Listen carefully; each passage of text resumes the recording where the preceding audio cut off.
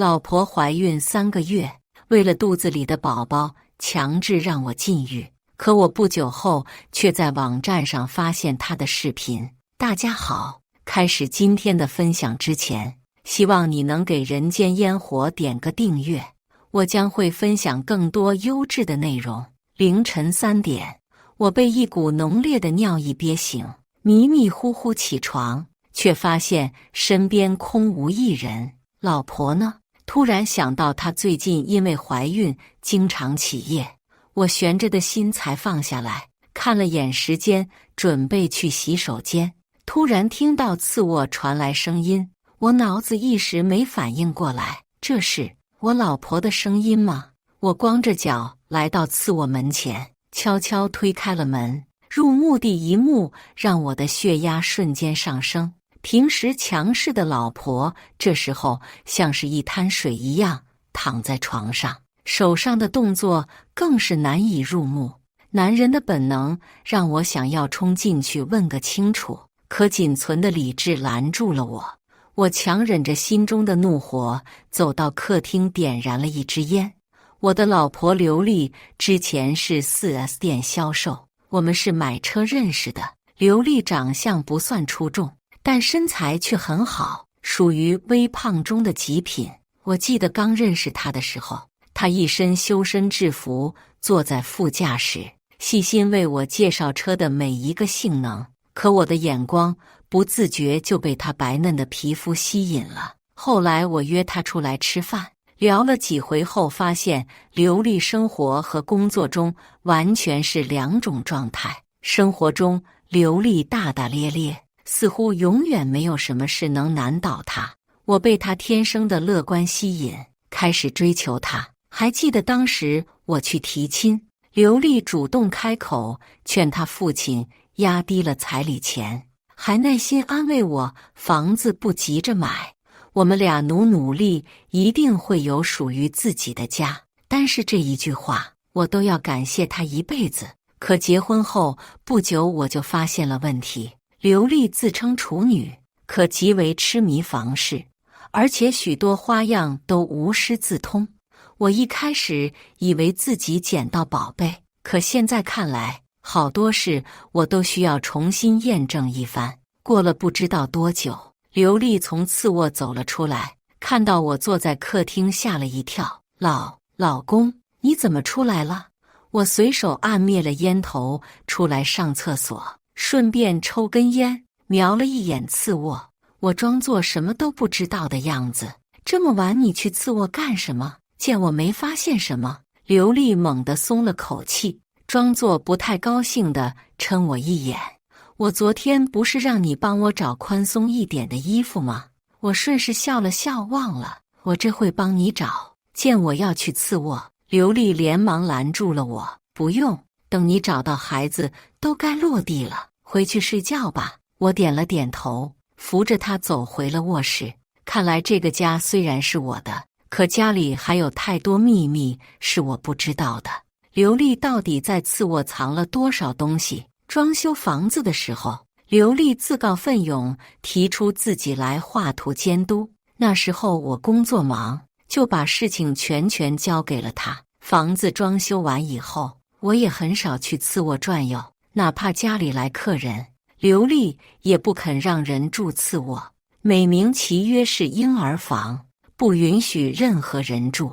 我一直没放在心上，可今天趁着刘丽上班，我特意请假回家了一趟，在次卧翻找了半天，连书桌背后我都检查了一遍，都没找到什么东西。没办法，我网上下单买了个针孔摄像头。一无所获的我有点憋闷，忍不住打开了成人网站。自从刘丽怀孕后，就以为宝宝好的名义强行给我禁欲。操，让老子禁欲，自己玩得挺花。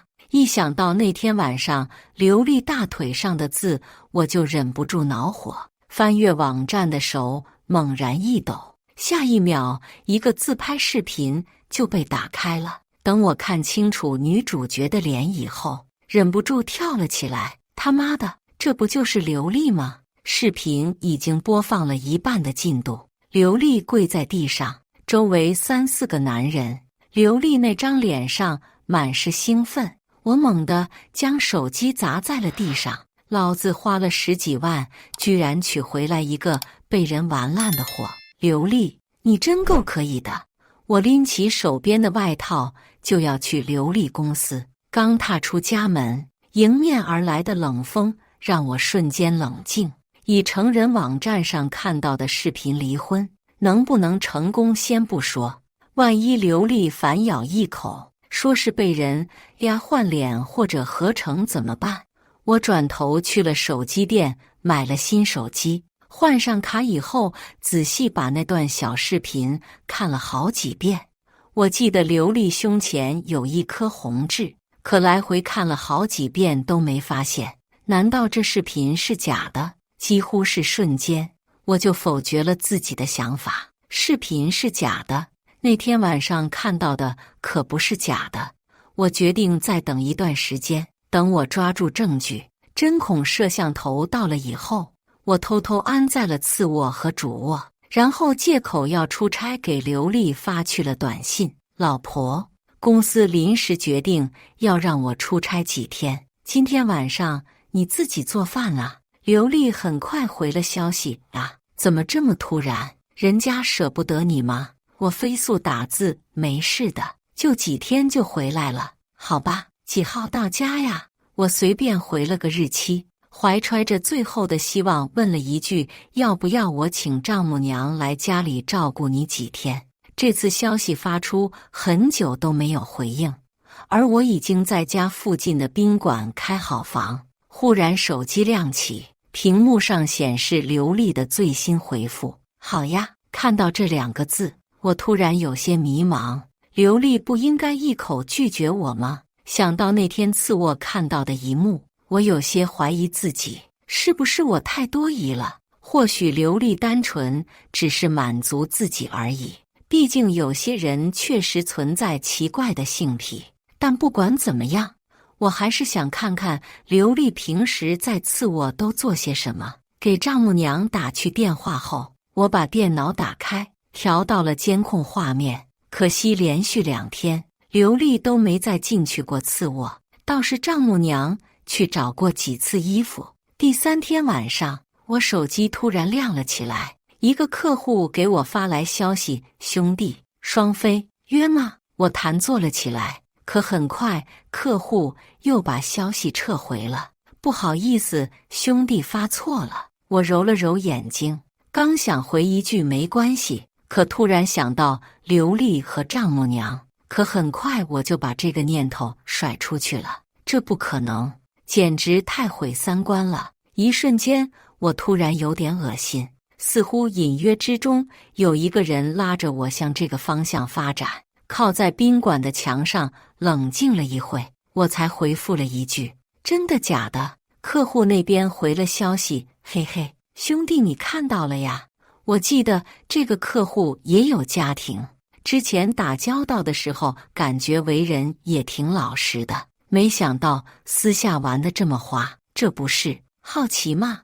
我顺手回了个男人都懂的表情包，此刻心里还有点忐忑。如果不是我想的那样子，等到回家我就去向刘丽赔罪。兄弟，你要真有兴趣就交钱进群吧，不然我这也不放心，你说是吧？我明白他的意思，立马让他发来收款码。交完钱，我留了个心眼，临时建了个小号让他拉我。客户发来一个心照不宣的表情，虽然是半夜，可群里却很热闹。客户介绍了一下我之后，艾特了一下群主。群主，这是我兄弟，对，咱们这次活动也想参与，这会人满了吗？群主没回复。过了一会，我收到小窗私聊：兄弟，之前玩过吗？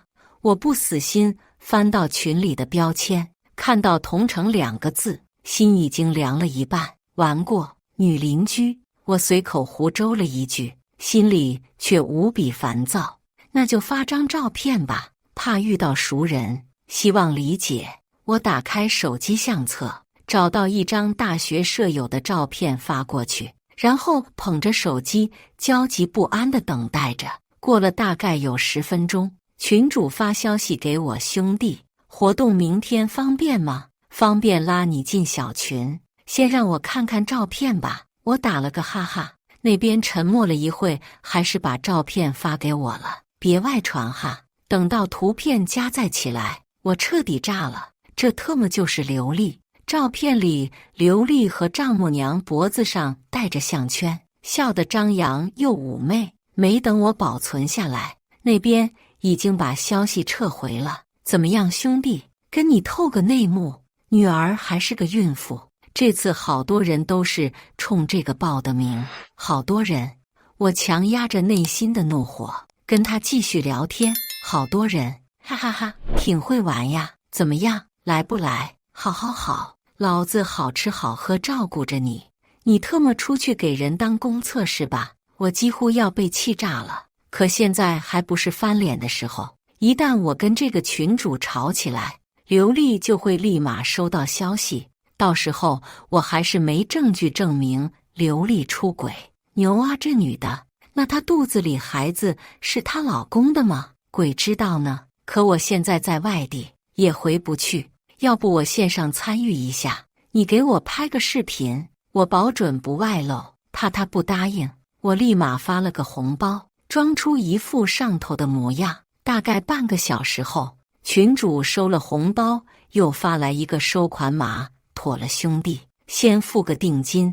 转完账以后，我突然间失去了所有力气，靠在了墙上。3年时间，我以为我收获的是一份完美的爱情，还即将迎来属于自己的孩子，没想到这一切都是个笑话。刘丽，你给老子戴绿帽子是吧？那老子也让你尝尝后悔的滋味。我几乎等了一整天，脑子里想过无数报复刘丽的办法，是当众揭穿她，还是等她生下来孩子后去做鉴定，把结果狠狠甩在她脸上。同时我又觉得自己有点可笑，我大概是第一个花钱买自己老婆主演片子的冤大头了。当天晚上，我如约收到群主发来的视频，兄弟别乱传。我随手回了个打开视频，匆匆扫了一眼，这次看到刘丽胸前那颗痣了，红到滴血。我强迫自己冷静下来，同时脑海中也勾勒出了一个完美的复仇计划。我不动声色收拾东西回了家，刘丽和丈母娘正窝在沙发上吃水果，见我回来，两个人都是一愣。你怎么提前回来了？刘丽眼底闪过一丝庆幸，随即殷勤地上前替我拿过行李箱，嘘寒问暖。出差累不累呀？怎么不提前告诉我一声，我好去接你呢？我冷眼看着他，以前我每次出差回来，刘丽懒得屁股都不想抬，现在这么忙前忙后，怕不是做贼心虚吧？丈母娘也连忙从沙发上站了起来，我去给你做饭。几天不见，母女俩脸色好看了不少，眉目含春，看来这几天让滋养得很好啊。妈，丽丽你们不用忙了，我就是回来收拾一下东西，今天就得走。刘丽闻言下意识笑了，随后又立马装出一副不高兴的样子，将行李箱随手扔在一边。怎么刚回来就要走？你们老板也太过分了吧？就是，丽丽刚怀孕，你也不说在家多陪陪她。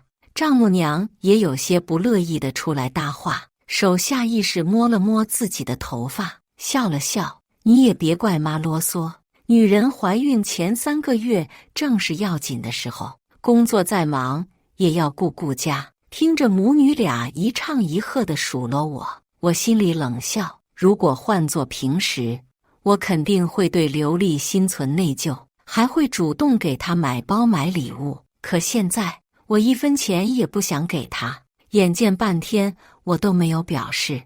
刘丽不乐意撅起了嘴，算了，你要出差，我也拦不住。说完一扭屁股回卧室去了。等她一走，客厅瞬间安静下来。我忽然听到轻微的震动声音，正想着是不是附近装修呢，忽然看到丈母娘脸红了，瞬间我就明白了，这老女人玩得还挺花泥。我故意在客厅坐了下来，低头玩起了手机，耳边轻微的震动声不绝于耳。我顺势登录了小号，果然这会群里十分热闹，群友都在激烈的讨论昨天的现场。有人晒出了自己拍的照片，虽然没有拍到正脸，可我还是一眼看出那颗痣，真带劲啊！没错，老的更会玩，下次带我一个，必须去。突然这个时候，刘丽在群里发言了：群主，帮我再约一下吧，老公出差。消息刚一发出来，群里瞬间炸了，众人纷纷报名，还有人在群里嘲笑她老公，自己在外挣钱养家，老婆却给他戴了无数绿帽子。可他们不知道，这会是他们最后一次见到刘丽。借着工作的机会，我出门冷静了几天，期间接到刘丽的消息，说是丈母娘已经回老家了。我把自己积攒的年假全部请了，直接杀回了家。刘丽经过几天的滋润，脸色变得更加红润。我顺势提出陪她回老家养胎的事。刘丽闻言有些惊讶，在这里不也挺好的吗？老家空气好啊，而且你也好久没回去了，不是吗？刘丽也不好再多说什么，大概是最近偷吃够了，也想歇歇，顺势答应了下来。我们很快驱车回到老家，刘丽的父亲倒是很高兴，毕竟我们结婚以后，刘丽已经将近2年没回来了，嚷嚷着要给刘丽做些好吃的。我也很捧场的去集市上给刘丽买了一大堆好吃的，回来特意嘱咐丈母娘，让她多给刘丽做些好吃的补养身体。在我们的不断进步下，刘丽的身体很快就像个皮球一样鼓了起来。到了5个月的时候，她已经不得不去买最大码的衣服了。看着自己身上爆裂的皮肤，刘丽有些崩溃。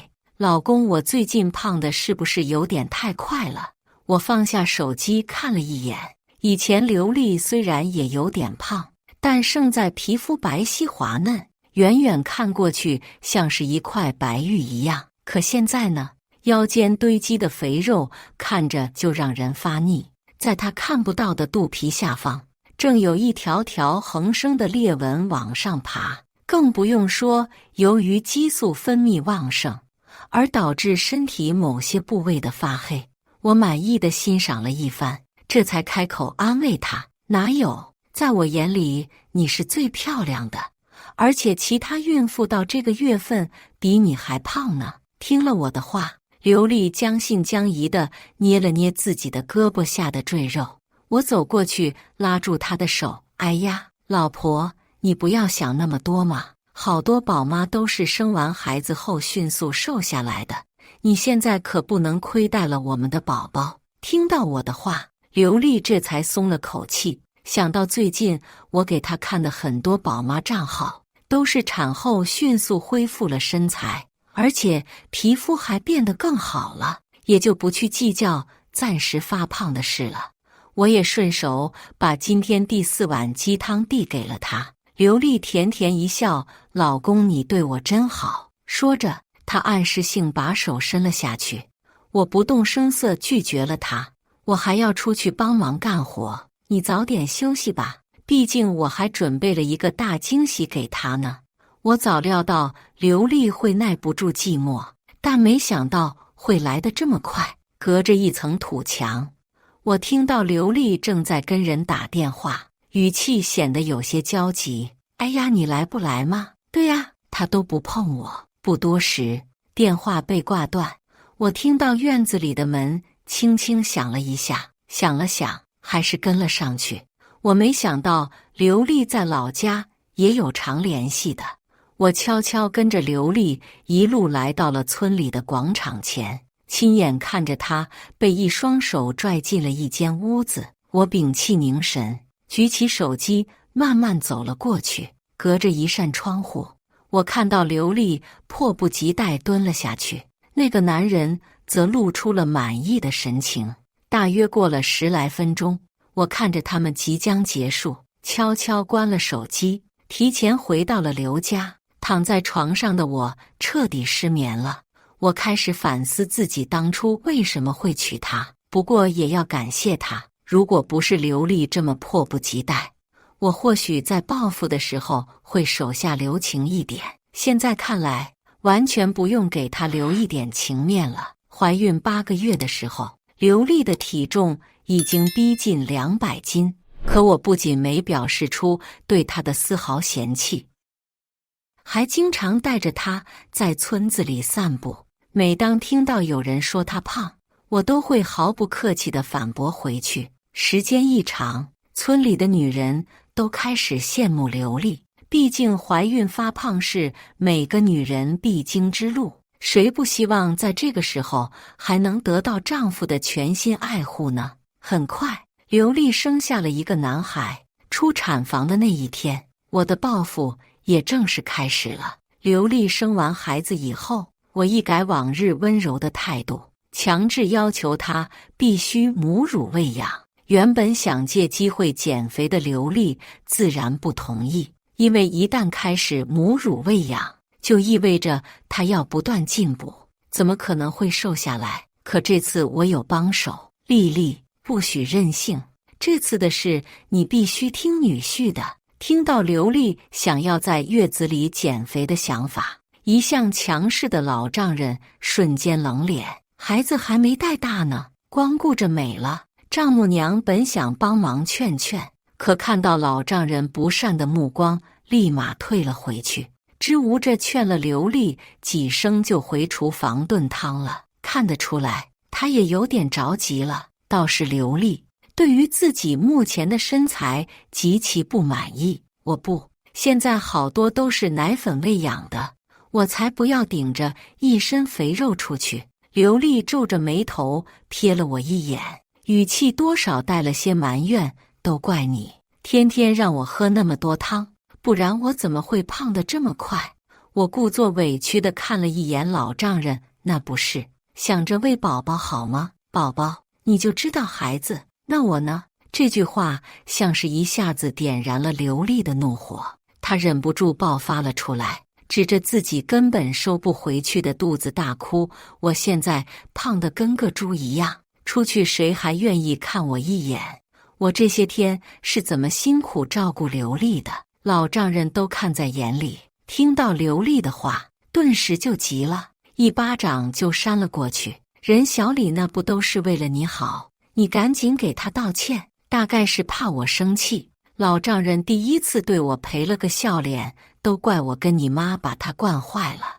我摇摇头，表示不介意，实则内心巨爽无比。这一巴掌就当我提前收的利息。丽丽，你听我说，医生都说母乳喂养对宝宝好，等你出月子了，我们给宝宝办个抓周宴，到时候老公再给你买个金镯子好不好？听到我最后一句话，刘丽心里稍微得到了一些安慰，不情不愿答应下来。好吧，我要给孩子办抓周宴的事情很快传遍了村子。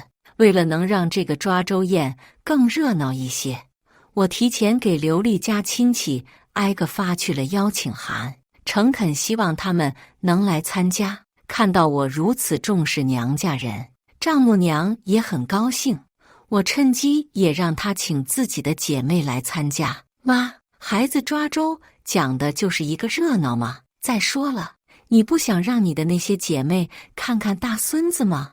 丈母娘果然一口答应下来。当我订好酒店回家的路上，突然看到一张熟悉的脸，对方见了我，多少有些心虚，刚准备走，却被我叫住。孙哥。孙达尴尬地回头笑了笑，你这是去哪了？孙达是刘丽的初恋，也是那天晚上在广场上和刘丽私会的人。他前2年也结婚了，老婆最近回娘家了，不在村子里，多少让我觉得有些可惜。孙哥，过2天我儿子办抓周宴，你可一定得到啊，总要现场看看自己的小视频吧。我内心这么想着，笑意更盛。孙达支支吾吾的想要拒绝，我却不给他机会，直接把邀请函塞到他手里。大家都是成年人嘛，再说了，一个村子住的，别人都去你不去，传出去不定让人说什么闲话呢。孙达似乎被我说服了，也就没有拒绝。行啊，到时候有需要帮忙的喊我。我看着他离开的背影，内心默默冷笑。那可不是，到时候你肯定能帮上我一个大忙。抓周宴当天，我特意请来一个做自媒体账号的团队，在刘丽家亲戚的注视下，浩浩荡荡上了台。在我的提前安排下，镜头全程对准了刘丽和丈母娘的脸。刘丽虽然孕期发福了不少，可今天特意打扮了，倒是还有几分姿色。人来的差不多了，咱们开始吧。老丈人喜气洋洋地坐在主位，催促我尽快开始，全然不知接下来会发生什么事。我扫了一眼台下的人，举起话筒走到前面，欢迎大家今天来参加我儿子的抓周宴。不过开始之前，我想先给大家看一些东西。说着，我把早就调试好的设备打开，屏幕上瞬间映出了刘丽和丈母娘的脸。紧接着视频开始播放，现场瞬间沸腾了。这不是老刘家那个姑娘吗？还有老刘他媳妇，没看出来呀，真是伤风败俗。老丈人显然没想到会有这一幕，扶着桌子的手都开始颤抖，整个人激烈的抖动起来，指着丈母娘的鼻子破口大骂：“你个贱人！”刘丽疯了一样扑上来，想要拔掉 U 盘，却被我拦住了。看傻眼的自媒体公司也迅速反应过来，继续拍摄。毕竟这可是难得的社会热点。台下一直围观的孙达正准备走，下一刻屏幕上就出现了他那天和刘丽在广场的视频，人群再次沸腾，不少人都把目光转向了孙达。你小子艳福不浅啊！我看着台上，老丈人已经抄起了棍子，打得丈母娘和刘丽嗷嗷叫，整个抓周宴乱成一团。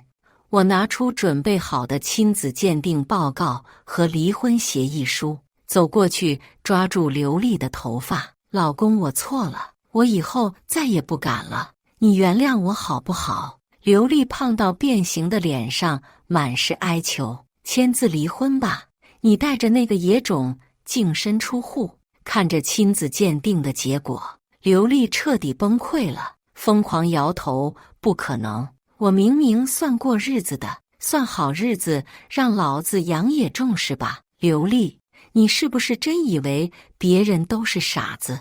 看着刘丽呆坐在了原地，我深吸了一口气。原本我给自己留了最后一根底线，如果孩子是我的，我至少会给他一笔钱。可亲子鉴定报告出来那一刻，我心彻底寒透了。我这顶绿帽子已经不知道被戴了多久。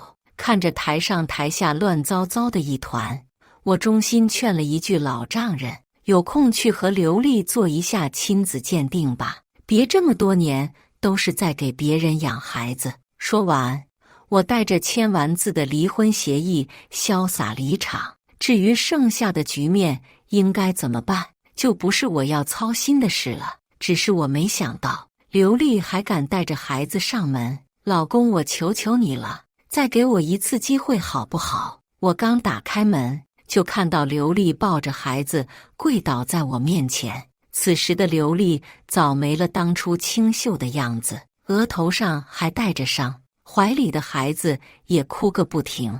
我们已经离婚了。我靠在门框边，冷冷地看着他。这会知道后悔了，当初给老子戴绿帽子时候的勇气呢？不，老公，我还是爱你的，是我糊涂，我不应该出去找刺激。老公，我真的知道错了，我们重新开始好不好？刘丽满脸期待地看着我，她哭喊的声音也引来了邻居的关注。不过这段时间关于他的视频在网上疯传，不少人都看到了，所以大家现在看到他都是嗤笑大于同情。毕竟出轨的见多了，一次性出轨好几个的还是第一次见。刘丽这阵子可谓是被骂惨了，几乎成了现代荡妇的代名词。刘丽，你应该庆幸我只是选择跟你离婚，没有直接举报你。你知道是什么罪名吗？说完这句话，不顾刘丽惨白的脸色，我低声又补充了一句：更何况你还收了钱。刘丽彻底低下了头，我也没再管她，直接关门送客。她愿意跪多久是她的事情，跟我无关。2周后，我在那个群里得知了刘丽的近况。我大闹抓周宴后，老丈人拉着刘丽去做了亲子鉴定，结果出来后，刘丽和丈母娘被一起赶出了家门，老丈人直接搬了家，2个人无处可去，只能暂时租房子。可看到他视频的人太多了，很多房东怕刘丽在自己家里干不要脸的事，纷纷拒绝。没办法，刘丽只能住在地下室里。她原本还想在群里继续重操旧业，可现在身材变形的厉害，照片一放出来就被不少人吐槽恶心。以前和她一起玩的人更是纷纷拉黑了她。没有收入，又要养孩子，刘丽只能晚上将自己裹得严严实实，去公园给一些老男人提供快餐服务。看完以后，我大呼过瘾，反手举报了那个群，连带着群主几次在群内发起的收款截图一起交给了警方。以上就是今天分享的故事，大家有什么想说的、想吐槽的，欢迎在下方评论交流，也更希望能给人间烟火点个订阅，我将会分享更多优质的故事内容。